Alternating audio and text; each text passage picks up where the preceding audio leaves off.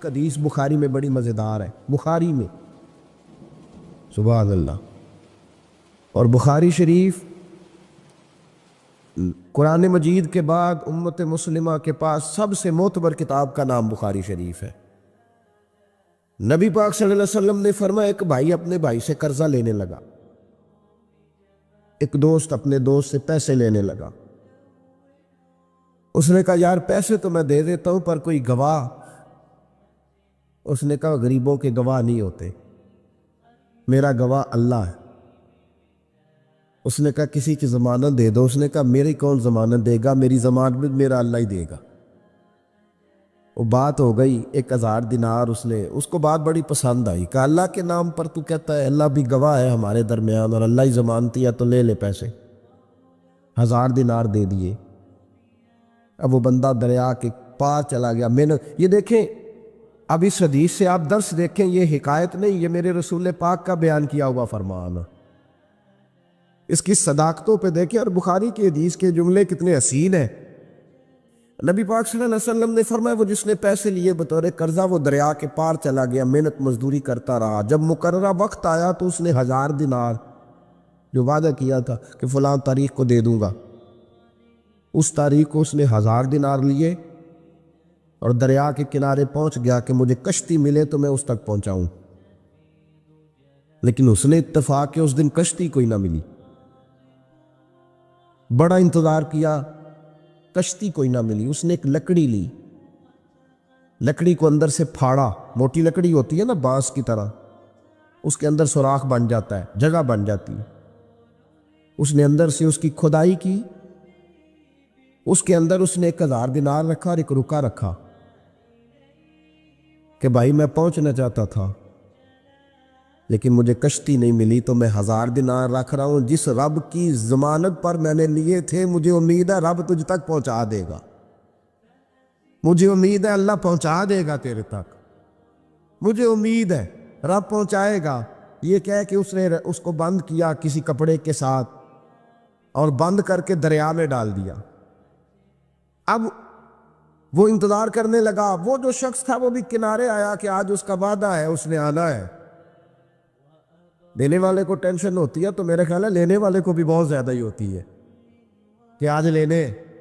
وہ آ گیا کنارے پہ کہ آج پیسے آنے، لیکن کوئی شے نہ آئی، ایک لکڑی بہتی ہوئی آئی۔ اس نے اٹھائی لکڑی کا، چلو پیسے نہیں ملے تو ایندھن تو ملا ہے نا، گھر جا کے لکڑی جلا کے روٹی تو پکائیں گے نا۔ اور لکڑی اٹھا کے گھر لایا، گھر لا کے جب اس کو چھیلا، توڑنے لگا کہ ٹکڑے کر کے اس سے آگ جلاتا ہوں، اس نے کھولی تو اندر سے رکا بھی نکل آیا اور 1000 دینار بھی نکل آیا۔ رب کریم کا انداز دیکھو کہ دریا کتنا چوڑا ہوتا ہے، اور جو کاغذ ہوتا ہے وہ پگھل جاتا ہے دریا کے اندر، لفظ مٹ جاتے ہیں، لیکن ہر چیز کو باحفاظت میرے رب کریم نے پہنچا دیا۔ اس نے جب اس کو کھولا نا تو 1000 دینار بھی نکل آیا، مقررہ وقت پہ اسے پیسے بھی مل گئے، وہ بڑا راضی ہوا۔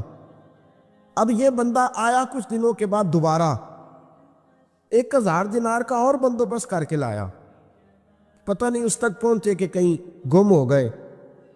1000 دینار کا اور بندوبست کر کے لایا، معصوم آمنہ، حبیب کبریا، سید کون مکان صلی اللہ علیہ وسلم کس حسن کے ساتھ اپنی امت کو حسین اخلاق سکھا رہے ہیں۔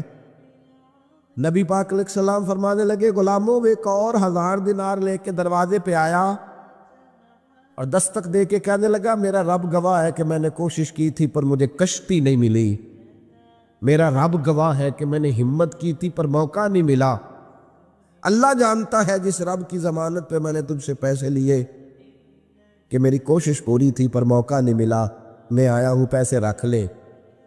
اس نے کہا اگر اللہ تیرے اور میرے درمیان گواہ تھا پھر وہ کریم بھی بڑا ہے، تو نے دریا میں ڈالے تھے تو رب کریم نے باحفاظت مجھے پہنچا بھی دیے، اور تیری عزتوں کو اس نے برقرار رکھا ہے، میرے دل میں تیری گویا قدر بڑھ گئی ہے۔ او بھائی، جو رب کریم پہ بھروسہ کرے، جو اللہ پہ بھروسہ کرے اور ارادہ کرے اور اسی طرح کی ایک اور حدیث سیاستہ میں موجود ہے، نبی پاک صلی اللہ علیہ وسلم نے فرمایا ایک بندے کا ارادہ تھا قرضہ دینے کا، اس کا پروگرام تھا واپس کروں گا پیسے، محنت کر رہا تھا، جدوجہد کر رہا تھا، کوشش تھی، وہ نیت اس کی صحیح تھی، دبانے کا 1% بھی ارادہ نہیں تھا، کوشش جاری تھی، ہمت کر رہا تھا، فوت ہو گیا۔ یا رسول اللہ اب کیا بنے گا؟ اگر صوفیاء اس حدیث پہ وجد کرتے، وجد آتا ہے ان لفظوں پہ، اب کیا بنے گا؟ تو میرے محبوب فرمانے لگے قیامت کے دن اللہ اپنی رحمت سے اس کے قرضے ادا فرما دے گا۔ دیکھو اتنا بھی کوئی خوش نصیب ہے جس کے اللہ قرضے ادا کرے، اتنا بھی کوئی خوش قسمت ہے رب جس کے قرضے دے۔ اللہ کہے مجھ سے لے لے، چل یار رہنے دے۔ اور بھائی ان لفظوں کو دیکھیں نا، حدیث مبارکہ میں سرکار دو عالم صلی اللہ علیہ وسلم نے فرمایا قیامت کے دن دو بھائی، ایک بھائی پہلے انتقال کر گیا، ایک بعد میں فوت ہوا، جو پہلے چلا گیا اس کے کچھ حقوق بعد والے نے دینے تھے، سمجھ لے کچھ قرضے تھے، اب وہ پہلے فوت ہوا، اسے بعد میں احساس ہوا، اس نے کوشش بھی کی، معافیاں بھی مانگی، لیکن اب وہ فوت ہو چکا تھا۔ تو نبی پاک صلی اللہ علیہ وسلم فرماتے ہیں قیامت کے دن چونکہ یہ معافیاں بھی مانگتا رہا، توبہ بھی کرتا رہا، بڑی اس کو صحیح احساس ہو گیا، ندامت والی توبہ کی، لیکن اب جس کا حق تھا وہ تو فوت ہو گیا، اب کیا کرے؟ تو محبوب فرمانے لگے فوت ہوگا نا، جس نے دینے تھے پیسے، جس کے ذمے حقوق تھے، لیکن وہ جس کے دینے تھے وہ تو چلا گیا، سمجھ لے کوئی وارث بھی نہیں۔ تو فرمایا جب یہ فوت ہوگا تو قیامت کے دن جو پہلے فوت ہوا تھا وہ مقدمہ کرے گا کہ یا اللہ اس نے میرا مال دبایا، میرے پیسے لے کے دے۔ تو رب کریم فرمائے گا چل یہ بڑیاں معافیاں مانگتا رہا، اسے معاف کر دے۔ اللہ فرمائے گا، وہ کہے گا نہیں یا اللہ مجھے بڑا ستایا، مجھے بڑی تکلیف دی، میرے حقوق ضائع کیے، میں نہیں معاف کرتا۔ تو رب کریم فرمائے گا ذرا اوپر اٹھنا، چل بعد میں بات کرتے ہیں، اٹھ تو صحیح، وہ جنت میں ایک محل بنا ہوا ہے، ذرا اس کی طرف تو نظر ڈال۔ اس نے نظر ڈالی تو یہاں تو کوئی اچھا انجینئر بنائے کوئی مکان تو نظر جو ہے وہ ہٹتی نہیں، تو جس مکان کو رب تیار فرمائے، جس کو اللہ بنائے، اس سے نظریں کیسے ہٹتی ہوگی؟ اس نے دیکھا تو دیکھتا ہی گیا، دیکھتا ہی گیا، عرض کرنے لگا مولا یہ کس کا مکان ہے؟ تو محبوب علیہ السلام فرماتے ہیں رب کریم نے فرمایا اس کا ہے جو اس کی قیمت دے گا۔ کہا یا اللہ کون قیمت دے گا؟ فرمایا تو بھی دے سکتا ہے۔ یا اللہ میں غریب فقیر، میں کیسے قیمت دوں؟ تو اللہ فرمائے گا چل تو اپنے بھائی کو معاف کر دے، میں محل تجھے دے دیتا ہوں، تو معافی دے دے، محل تیرا ہوا۔ تو حضور فرماتے ہیں 3 دفعہ بولا، کہنے لگا یا اللہ میں نے معاف کیا، یا اللہ میں نے معاف کیا، یا اللہ میں نے معاف کیا۔ تو اللہ فرمائے گا پھر بھائی کا بازو پکڑ، وہ ایک محل نہیں، وہ ایک ہی نقشے کے 2 بنائے ہوئے ہیں، اس کا بازو پکڑ، دونوں جنت میں چلے جاؤ، میں نے تم دونوں کے لیے گھر بنا دیا ہے۔ تو اپنے معاملات صحیح کرنے کی کوشش کریں، اپنے معاملات صحیح کریں۔ ہم اس سلسلہ عالیہ میں داخل ہے کہ حضور غوث اعظم رضی اللہ تعالیٰ عنہ کے والد کا مشہور واقعہ ہے کہ بھوک لگی تھی تو دریا میں بہتا ہوا سیب کھا لیا تھا، سیب کھا لیا غوث اعظم کے والد نے۔ تو پھر کہنے لگے اوہو یہ میں نے کیا کیا؟ جس سمت سے وہ سیب آیا تھا وہاں جانے لگے، وہاں ایک باغ تھا، پیچھے جا کے ٹہنیاں جھکی ہوئی تھی، یہاں سے سیب آیا، باغ کے مالک بھی بزرگ تھے، ان سے جا کے کہا غلطی سے کھا لی جائے، معافی مل جائے۔ انہوں نے کہا معافی اتنی جلدی نہیں ملتی۔ کیسے ملے گی؟ فرمایا 12 سال مالی بن کے میرے باغ کی نوکری کر۔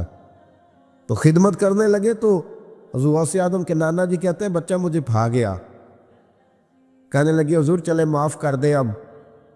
تو کہا معافی نہیں ملے گی، میری ایک بیٹی ہے، آنکھوں سے اندھی ہے، آنکھوں سے اندھی، کانوں سے بہری، زبان سے گونگی اور پیروں سے لنگڑی، اس سے نکاح کر، پھر معافی ملے گی۔ کھایا کیا؟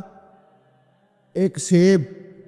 تو حضور غوث اعظم رضی اللہ تعالیٰ عنہ کے والد کہنے لگے مجھے گوارا ہے، آپ کر دیں نکاح، پر وعدہ کریں مجھے معاف کر دیں گے نا؟ تو کہتے ہیں نکاح ہو گیا۔ جب پہلے دن میں حجلہ عروسی میں داخل ہوا تو میں نے پلنگ پر کوئی معذور نہیں، جنت کی حور کی مثل عورت بیٹھی دیکھی، اور جس کا حسن بتاتا تھا کہ چہرے سے زیادہ باطن میں اللہ نے روشنی عطا فرمائی ہوئی ہے۔ فرماتے میں نے اس کے قریب جا کر تو کون ہے؟ مجھے تو کچھ اور بتایا گیا تھا۔ فرمایا تجھے بتایا گیا تھا کہ آنکھوں سے اندھی ہے، اس لیے کہ کبھی غیر محرم کا چہرہ دیکھا ہی نہیں، کانوں سے اس لیے بہری ہے کہ کبھی غلط بات سنی نہیں، کسی غلط کے پاس بیٹھی نہیں، اور زبان سے اس لیے کہ گنگی ہے کہ غلط جملہ کبھی نہیں نکلا، یا اللہ کا قرآن نکلا ہے یا محمد عربی کا درود و سلام نکلا ہے، غلط جملہ نہیں نکلا۔ اور ٹانگوں سے اس لیے لنگڑی ہے، کسے اپنے باپ کے گھر کا رستہ تو آتا ہے، سوائے اس کے گلی کا اور کوئی موڑ نہیں جانتی، اس نے پاکیزگی سے وقت گزارا۔ حضور غوث اعظم کے والد کہتے ہیں میں اپنے لین دین کے معاملات سیدھے کرنے گیا تو سادات کے گھر کی حور مجھے ملی، اور جب میں اس حور سے ملا تو پھر رب نے مجھے عبد القادر جیلانی جیسا بیٹا عطا فرمائے، غوث پاک جیسا بیٹا دیا، تو گئے تو معاملات سیدھے کرنے تھے، تو اللہ نے ولایت کے امام کا باپ بنا دیا، تو مہربانی فرمائے اپنے معاملات میں توانائی پیدا کرے۔ آج کل نا ہمارے ہاں سب سے زیادہ جس چیز کا فقدان ہے وہ محبت ہے۔ ہمارے لہجے، ہمارا انداز، ہمارا طریقہ، ہمارا اٹھنا بیٹھنا، اس کے اندر نا محبت نہیں، ہم نا لہجے الفت والے نہیں، مزاج محبت والا۔ کسی جگہ یار کوئی چلو پنجابی بندے ہیں، ایک دیسی گل تو انہوں سنانے میں مزہ آئے گا۔ وہ ایک جگہ نہ کہیں ہم بیٹھے تھے ایک دفعہ، تو کسی شخص نے کسی کو لینی دینی تھی چیز، تو اس نے بات کی، تو آپ کو پتہ ہے وہ ریٹ لینے والا بہت زیادہ مانگ لیتا ہے اور دینے والا کوشش کرتا ہے صفر سے شروع کروں، نیچے سے ریٹ دیتا ہے۔ اس نے کوئی بات کی، ریٹ تھوڑا بتایا، تو سامنے والا ناراض ہو گیا، کہنے لگا تو کس طرح کا بندہ ہے، کنجری گل کی تھی۔ اب یہ جو ریٹ لگانے والا تھا اس نے بڑا حسین بات کی، وہ بندہ جواب میں بڑے غصے میں آ گیا، اس نے تلخ لبو لہجہ، لگتا تھا تھوڑی دیر کے بعد اٹھ پڑے گا، گریبان تامے گا۔ تو ہنس کے کہنے لگا یار وہ لینا دینا تے مقدرہ ہے، گل تے پیار نال کر۔ او میں نہ جناب شاعر مزاج آدمی نہ کئی دفعہ پورا فدا ہو جاتا ہے، میرا دل کرے اس بندے کے ہاتھ چوم لو، اس نے کمال بات، اس نے کہا لینا دینا تے اوے گل تے پیار نال کر یار، دو کڑیاں دا بہن ہے، ذرا پیار سے بات کر، کیا ہو گیا تجھے، ملنے آئے ہیں، غنیمت جانیے مل بیٹھنے کو، جدائی کی گھڑی سر پر کھڑی ہے، ابھی الارم بجے گا اٹھ کے تو اپنے گھر میں اپنے گھر، او بات تو پیار سے کر، او بول تو محبت کے ساتھ، سودا دینا بیچنا لینا الگ بات، او تو بولا تو ٹھیک کر، تیرا لہجہ تو ٹھیک ہو، تیری گفتگو تو ٹھیک ہو۔ لو سنو نا کیا کہا مدینے والے محبوب نے، کیا بات ہے میرے کریم رسول کی، حضور نے بات کھول کر بیان کر دی، مشکات میں موجود ہے۔ حضور فرمانے لگے اللہ کو ماننے والا، میرا کلمہ پڑھنے والا، فرمایا جو مومن ہوتا ہے نا، مومن ہوتا ہی الفت والا ہے، مومن ہوتا ہی محبت والا ہے، مومن اور محبت یہ لازم و ملزوم ہے، مومن اور محبت یہ ایک چیز کے دو نام ہیں۔ حضور فرمانے لگے مشکات میں حدیث ہے، فرمایا مومن ہوتا ہی محبت والا ہے، فرمایا اس بندے میں کوئی خیر ہی نہیں، نہ کسی سے پیار کرے نہ کوئی اس سے پیار کرے، جو نہ پیار کرے نہ اس سے پیار کیا جائے اس میں خیر ہے ہی کوئی نہیں۔ مومن جو ہے نا، مومن وہ پیار کرتا بھی ہے اور مومن سے پیار کیا بھی جاتا ہے، اپنی زندگی کو تلخی، مومن کی شان نہیں تلخ تلخ رہنا، ناراض رہنا، بے چین سا رہنا، ہر وقت شکوے کرنے، ناراض وقت گزارنا، ہر وقت کوئی نہ کوئی اعتراض کا دروازہ کھول کے رکھنا، ہر وقت کوئی نیا شکوہ، کوئی نئی بات کھول کے رکھنا، اس سے نکل آؤ یار۔ پیار جو ہوتا ہے نا وہ دنیا کو سنوار دیتا ہے، محبت جو ہوتی ہے نا اس کے اندر بڑا مزہ ہوتا ہے، اس میں بڑا کیف ہوتا ہے، اس لیے اپنے لہجوں سے تلخیوں کو نکالے۔ ہمارے ہاں نا ایک بہت بڑا مسئلہ ہے، بالخصوص ہم جو صوفیاء کی جماعت ہے نا، اس میں بعض لوگوں کا خیال ہے کہ میں نا فلاں درود پاک پڑھوں گا تو نبی پاک کے قریب چلا جاؤں گا۔ کوئی شک نہیں، درود پڑھنے سے حضور کا قرب ملتا ہے، بعض لوگوں کا خیال ہوتا ہے کہ نعت شریف کی برکت سے محبوب کے قریب جاؤں گا. کوئی شک نہیں، نعت پڑھنا اور نعت سننا یہ بندے کے دل کو حضور کی محبت کے اندر بڑا مضبوط کر دیتا ہے. کچھ لوگوں کا معیار ہوتا ہے کہ میں اتنے وظائف اس ٹائم میں مکمل کروں گا تو میں نبی پاک کے قریب جاؤں گا. تو حضور نے تو خود بتا دیا میرے قریب کون ہے. درود پاک پڑھنے والے کو بھی قریب بیان کیا حضور نے. جہاد کرنے والا، عبادت کرنے والا، ریاضت کرنے والا، دین کی خدمت کرنے والا، یہ سب حضور کے قریب ہے. پر نبی پاک علیہ السلام نے فرمایا تم میں سے، یہ بخاری ہے، فرمایا تم میں سے میرے یہاں میرے قریب سب سے محبوب وہ شخص ہے جس کے اخلاق زیادہ اچھے ہیں،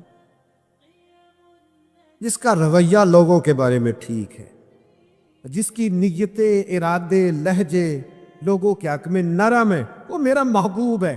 حضور فرماتے ہیں میرا محبوب ہے، میرا وہ پیارا بندہ ہے، وہ میرا محبوب ہے امتی. تو حضور کا محبوب بننے کا بہترین طریقہ یہ ہے کہ اپنا اخلاق ٹھیک کیا جائے. ایک بات اور کرنی ہے، جو دور میرا اور آپ کا دور ہے نا، یہ تیز لوگوں کا دور ہے، چالاک لوگوں کا دور ہے. لوگ ایسی بات سناتے ہیں کہ بندہ حیران ہو جاتا ہے. چالاک مزاج، تیز طبیعت. میں نے اپنی زندگی میں بڑے بڑے تیز لوگ ناکام ہوتے دیکھے، اور بڑے بڑے بھولے بندے، سیدھے سادے. لیکن ان لوگوں کو اللہ تعالیٰ نے اتنا نوازا ہے، اتنا کرم فرمایا ہے. نو سنو ترمذی ہے، نبی اکرم صلی اللہ تعالی علیہ وسلم نے فرمایا جو مومن ہوتا ہے نا، وہ بھولا بالا ہوتا ہے اور شرافت والا ہوتا ہے. بلکہ ایک حدیث میں تو حضور فرماتے ہیں مومن اتنا بھولا ہوتا ہے کہ سامنے والا اسے بیوقوف سمجھنے لگ جاتا ہے. اس کا خیال ہوتا ہے اسے تو عقل ہی کوئی نہیں. مومن بھولا بھالا. اور ایک حدیث میں یہ بھی لفظ ہیں کہ جنت میں اکثر بھولے بھالے لوگ جائیں گے. یہ جو تیزیاں ہیں نا، انسان کا سمجھدار ہونا اور بات ہے، انسان کا تدبر والا ہونا، فہم و فراست والا ہونا اور بات، لیکن چلاک ہونا، مکار ہونا، شیشے میں اتارنا، لوگوں کو اپنے قابو میں کرنے کی کوشش کرنا، اس کو شریعت پسند نہیں کرتی. تو نہ بندوں کو چلاکی کر کے قابو نہ کر، محبت سے قابو کر، اخلاق سے قابو کر. تو اپنے انداز بڑی بڑی عجیب داستان سرائی کر کے لوگ دنیا کو جیتنا چاہتے ہیں، اس سے انسان کے اندر کمزوری آتی ہے. کچھ جگہ ایسی ہوتی ہیں جہاں تیزیاں. مجھے ایک بات میرا بڑا دل کر رہا ہے، کر لوں، ٹائم تھوڑا رہ گیا ہے. حضرت خواجہ معین الدین صاحب چشتی رحمۃ اللہ علیہ نا، خواجہ قطب الدین صاحب بختیار کاکی رحمۃ اللہ علیہ سے ملنے کے لیے یہاں آئے دلی میں، اپنے مرید سے ملنے. سب لوگوں سے ملاقات ہوئی تو ایک شخصیت ایسی تھی جن سے خواجہ صاحب کا خیال تھا ملاقات ہوگی، لیکن ملاقات نہ ہو سکی ہیں. خواجہ صاحب خود ملنے چلے گئے. وہ بھی کوئی دینی تعارف رکھتے تھے. آپ نے فرمایا ملنے کیوں نہیں آئے؟ وہ کہنے لگے کیسے ملنے آتا، یہاں میرا بڑا روب تھا، مجھے لوگ جانتے تھے، لیکن آپ نے قطب الدین کو یہاں بٹھا دیا ہے، سب لوگوں کی توجہ ہی ان کی طرف ہو گئی ہے، تو میں کیسے ملنے آتا. خواجہ معین الدین صاحب رحمۃ اللہ علیہ خواجہ قطب صاحب سے فرمانے لگے بیٹے کسی کا دل توڑ کے کام نہیں کیا جاتا دین کا، تو سامان باندھ چلے، تو میرے ساتھ اجمیر چل، دلی رہنا ہی نہیں. انہوں نے کہا حضور جو حکم ہو. انہوں نے سارا سامان سمیٹا، اونٹوں پہ رکھا، روانگی ہونے لگی. جب دلی سے باہر نکلے نا شہر سے، تو سارا شہر امڑ آیا. حتیٰ کہ بادشاہ وقت بھی منتیں کر رہا ہے، لوگ رو رہے ہیں حضور خواجہ قطب کو نہ لے کے جانا. اس شخص کے درد نے پورے شہر کو درد والا بنا دیا. اس کی تہجد کے وقت کی دعاؤں نے بڑے لوگوں کو مصلی پہ کھڑا کر دیا. اس شخص کا اللہ پر بھروسہ بڑے لوگوں کو ایمان کو تقویت دیتا ہے. حضور مہربانی کریں نہ لے کے جائیں. اتنے سارے لوگ رونے لگے اور رنگ اور ہو گیا. حضرت خواجہ معین الدین صاحب فرمانے لگے پتر سامان اتارو، مصلی بچھاؤ، دلی میں رہنا ہے. یہ بھی ایک پیغام ہے، اسے بھی آپ نے یاد رکھنا ہے. تو خواجہ قطب الدین صاحب کہنے لگے حضور آپ نے فرمایا تھا کسی کا دل توڑ کے نہیں رہنا. فرمانے لگے اتنے سارے لوگوں کا دل ٹوٹنے سے بچاتے بچاتے کسی ایک کا ٹوٹ بھی جائے تو خیر ہے. اب کسی ایک کا دل بچاتے ساری دنیا کا دل توڑ میں. اللہ کرے آپ کو اس بات کی بھی سمجھ آئے. ہم نا بعض اوقات کسی ایک کا دل بچاتے, ایک کا, صرف اپنا گھر بچاتے ساری دنیا توڑنے لگے ہو. صرف ایک شخص کی رضا کی خاطر ساری دنیا کو توڑ دو گے. ایسا نہ کرنا اپنی زندگی میں. لوگ کسی بندے کا دل توڑ کے اس کی عزت اتار کے اسے پریشان کر کے جھڑک کے کہتے ہیں آیا تھا بندہ سنائی ہے میں نے 4. وہ تو نے گناہ کر کے اب تو بتا رہا ہے. کسی کو ڈانٹ ڈپٹ کے دل توڑ کے کہانیاں سنا رہا ہے, چلاکیاں کر کے اور تیزیاں دکھا کے. یہ تو بندہ مومن کی شان نہیں ہے. میرے کریم نے تو فرمایا نیکی تجھے سکون دے, اور جب تو گناہ کر کے غمگین ہو تو اس کا مطلب ہے تم مومن ہو. تو فوراً عرض کی یا رسول اللہ پھر بتا دے گناہ کیا ہوتا ہے. تو حضور فرمانے لگے جو چیز تیرے دل میں کھٹکے وہی تو گناہ ہے. وہ جو چبھ رہی ہے نا, مومن کے دل میں غلطی چبھتی ہے, کھٹکتی ہے, اسے پریشان کرتی ہے یہ غلطی. اگر وہ چبھتی ہے تو پھر اس کا مطلب ہے وہ گناہ ہے. آج کل نا لوگوں نے گناہ کو گناہ سمجھنا چھوڑ دیا. کسی نے کہا تھا جنوں کا نام خرد رکھ دیا, خرد کا جنوں.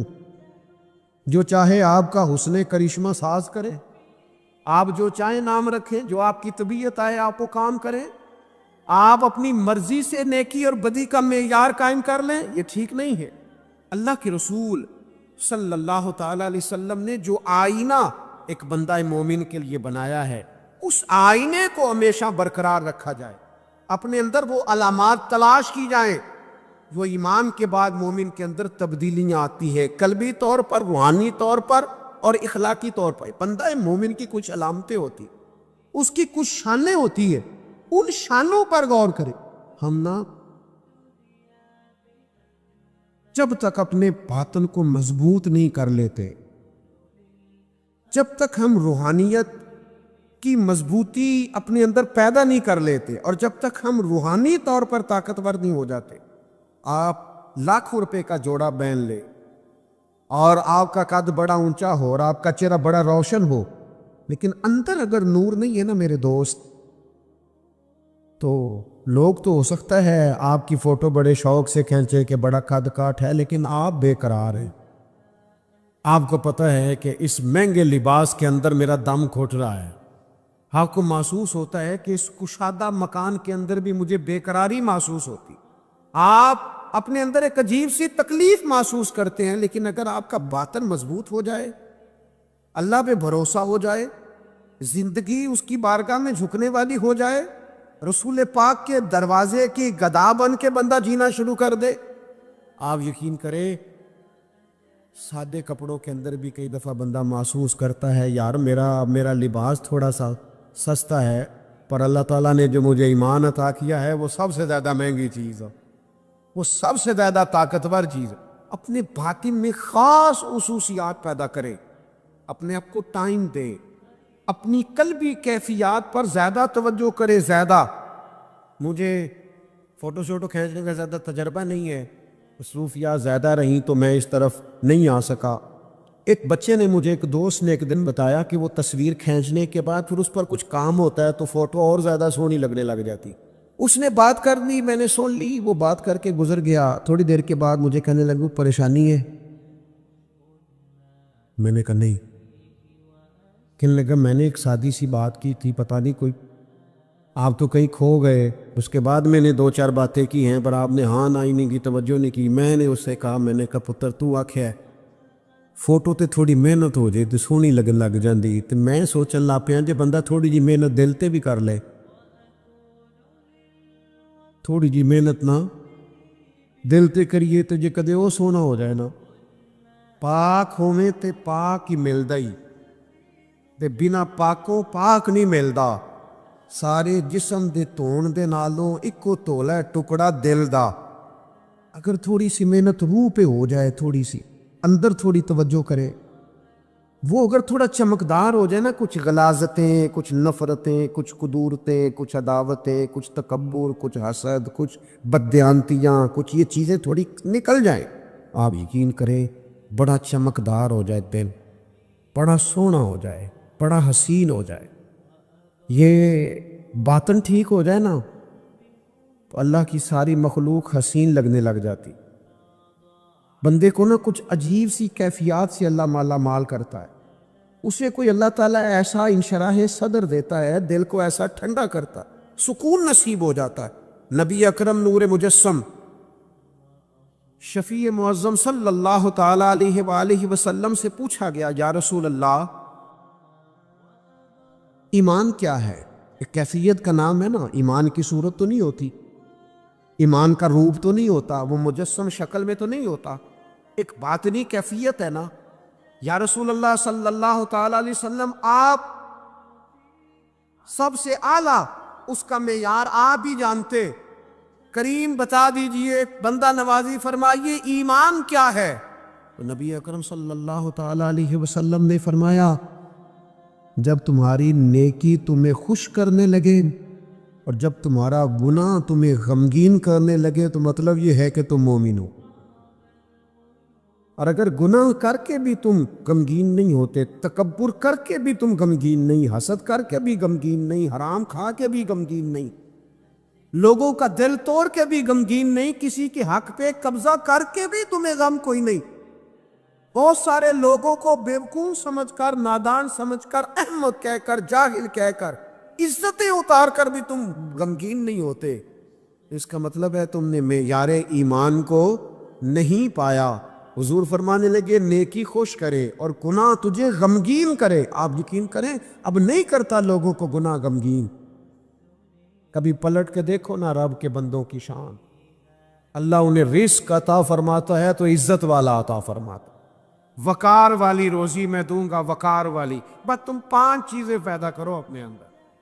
ایک تو یہ دیکھو جب رب کی یاد ہوتی ہے تو دل ڈرتا ہے کہ نہیں، قرآن پڑھا جاتا ہے تو ایمان مضبوط ہوتا ہے کہ نہیں، تمہارا رب پر بھروسہ کتنا ہے، اعتماد خالق کتنا ہے، یہ اپنے اندر پیدا کرو۔ اور فرمایا نماز قائم کرو، اللہ کے راستے میں خرچ کرو، تم یہ 5 چیزیں پیدا کرو، رب کہتا ہے مومن بھی تم پکے ہو، درجے بھی بڑے دوں گا، جو خطائیں غلطی سے ہو گئیں وہ معاف بھی کر دوں گا، ورزق کریم، روزی ملے کی عزت والی۔ یہ کامل مومن کی نشانیاں قرآن مجید سورہ انفال میں بیان۔ ہم نا بعض ایسی چیزوں کا آہستہ آہستہ شکار ہوتے جا رہے ہیں جن میں ہمیں انتہائی زیادہ سمجھداری کی ضرورت ہے، معاملہ فہمی کی ضرورت۔ بندہ مومن کیا ہوتا ہے، اس کی علامتیں ہوتی ہیں، اس کی شانیں ہوتی ہیں، مومن کا ایک اپنا وقار ہوتا ہے، اس کی اپنی ایک الگ وزاداری ہوتی ہے، اس کا ایک اپنا اللہ تبارک و تعالیٰ نے سٹیٹس بنایا ہوتا ہے۔ ہمیں اپنا معیار قائم کرنا چاہیے، اور معیار وہ قلب سے قائم ہوگا، وہ روح سے قائم ہوگا، وہ باطن سے قائم ہوگا۔ بندہ مومن کا مقام سب سے پہلے اسے خود پتہ ہونا چاہیے کہ میرا توکل کتنا مضبوط ہے، اسے خود پتہ ہونا چاہیے۔ مجھے نہیں پتا آپ میں سے فجر کس کس نے پڑھی ہے، مجھے تو اپنا پتہ ہے، یہ ہمیں خود پتہ ہونا چاہیے کہ ہمارا معیار کیا ہے نماز کے معاملے۔ میں نہیں جانتا آپ کی جیبوں میں کتنا ہے اور آپ کتنا اللہ کی راہ میں خرچ کرتے، یہ بندے کا رب سے رشتہ ہے، یہ آپ جانے، آپ کا خدا جانے، میں جانوں، میرا رب جانے۔ اللہ کی ذات پر بھروسہ کتنا ہے، یہ لوگوں سے نہ پوچھتے پھرے، لوگوں کو نہ بتاتے پھریں، یہ تو دل کا معاملہ اپنے آپ سے پوچھیں، اپنے آپ کو خود اپنے سامنے کھڑا کریں، اپنا حساب خود کریں، اپنے سے کبھی کبھی سوال و جواب کریں، اپنے سے گفتگو کریں۔ پر کیا کریں، ہم ساری زندگی اپنا دنیاوی معیار ہی ٹھیک کرتے رہے، اپنے پیسوں کا حساب ہی لگاتے رہے، گھر، مکان، گاڑی، سٹیٹس، آنا جانا، سلام دعا کتنی ہے، یہ ساری چیزیں جن لوگوں کی مضبوط ہیں نیند ان کی کچی ہے۔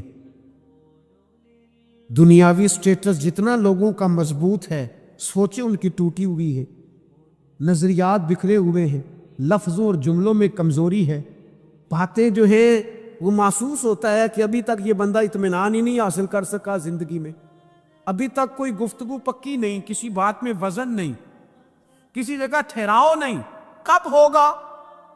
رب کہتا ہے پہلے اپنے دل سے پوچھ، یہ ادھر ادھر کی باتوں سے تو ڈرتا ہے، یہ رب سے کتنا ڈرتا ہے؟